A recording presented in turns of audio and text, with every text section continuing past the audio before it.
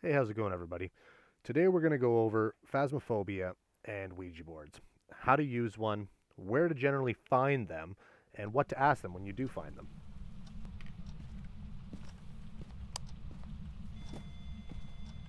Yes, yes, I know you're very angry.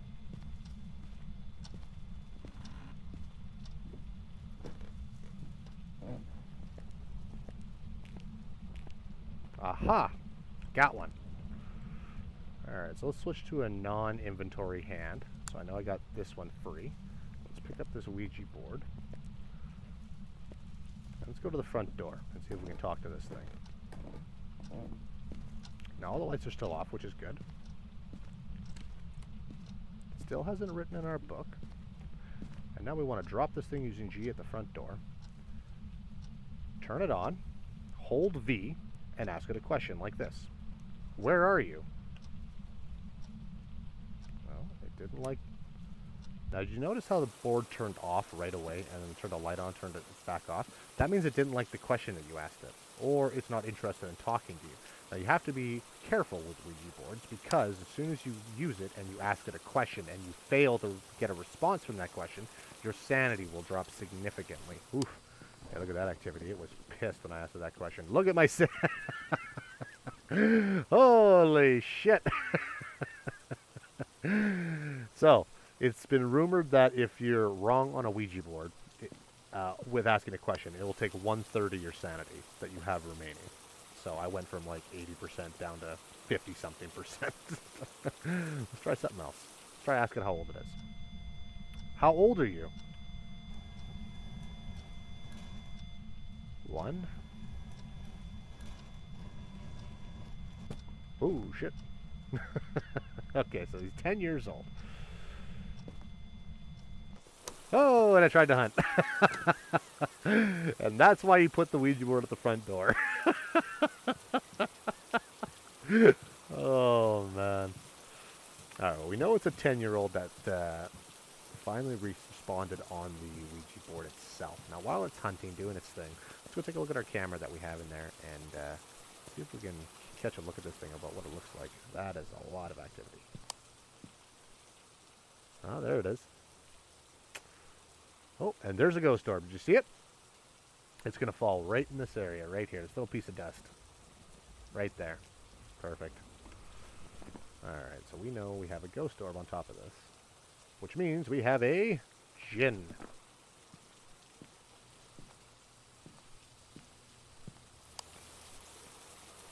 Alright, so he's done hunting in there now. So normally what you used to be able to do when the game first came out is you used to be able to just take a picture of the Ouija board after it interacted with you. But now, it just shows up and nothing actually happens. So I'm actually going to show you how to get credit for the Ouija board. You pick it up. This is after you've turned it on, after you've asked it a question, and after it actually moved the little talisman on the bottom. You want to take this thing back to the truck, throw it on your computer, take a picture of it, and now it shows up as a Ouija board. And this way you actually get paid for photos and interaction with it as well.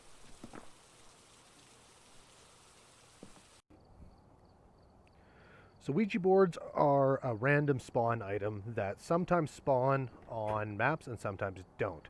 In my experience, it's somewhere around the 20 to 25% of the time it will spawn on a map, and that's with me actively looking for it. You know, there's been plenty of times that I bet you it was there, but we didn't even look for it. But just the times that I was looking for it, it was usually in the 20 to 25% chance that it spawned on the map. So where is it if you're going to be looking for it? Well, they can be found on Tanglewood specifically. They can be found in the basement, where I found it, or it can be tucked away in a little, right next to the lockers there. It can be in the garage on a shelf. It's been found inside of closets. They can honestly be pretty much anywhere throughout the entire map.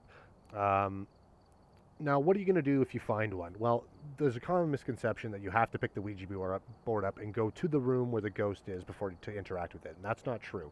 The safest way to interact with it is either go to the front door, like I showed you in the video clip, and put it at the front door and put yourself at the front door. So that way, if it starts hunting, it pushes you outside opposed to pulling you inside.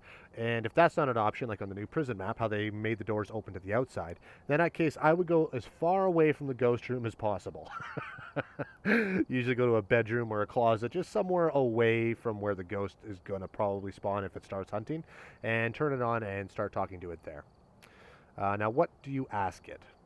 Now, there are 50 different things you could potentially ask a Ouija board. But the things I find most common that the thing will interact with you with is, what's your favorite room, or where are you, or how old are you?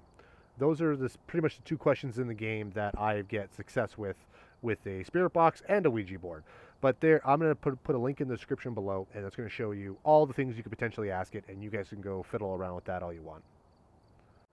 Now, as a last little thing about Ouija boards, while the talisman is moving, what I should have done in the video is taken a picture of it while the talisman was moving, because that can count as interaction. And every single map, as long as you get 2 interaction photos, then you'll get maxed out money for your interactions.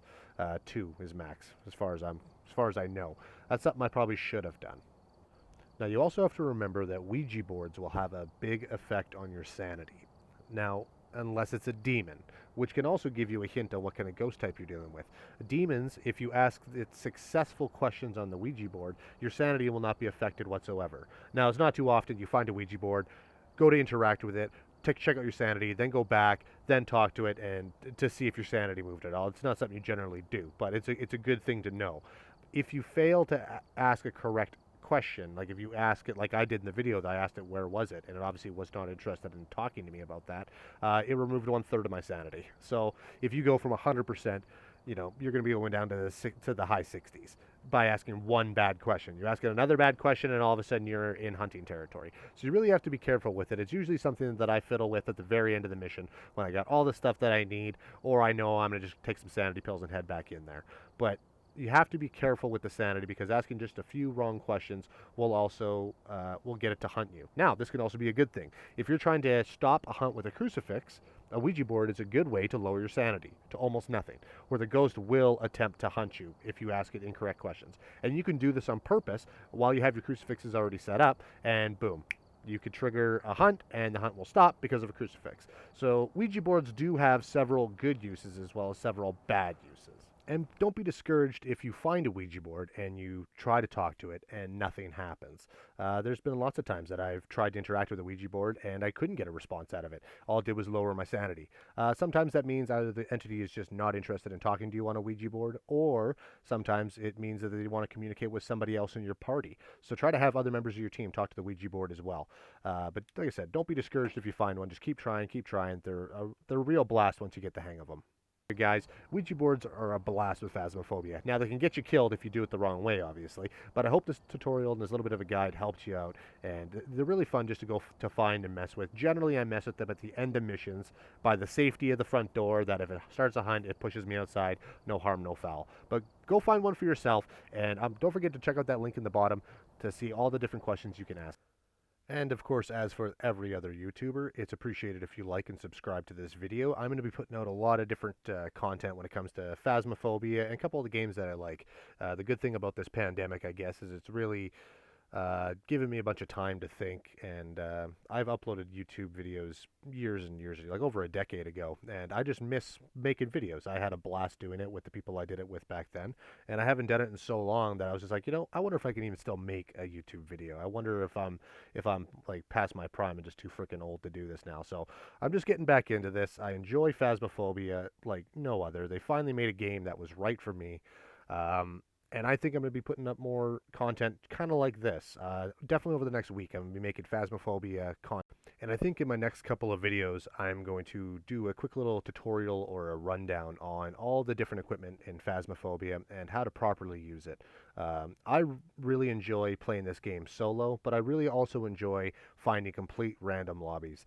And normally when you play a game and you go into a random lobby, games have a a player base that you can expect that, okay, I'm going to find these kind of players. Phasmophobia is all over the map with the kind of people you're going to run into.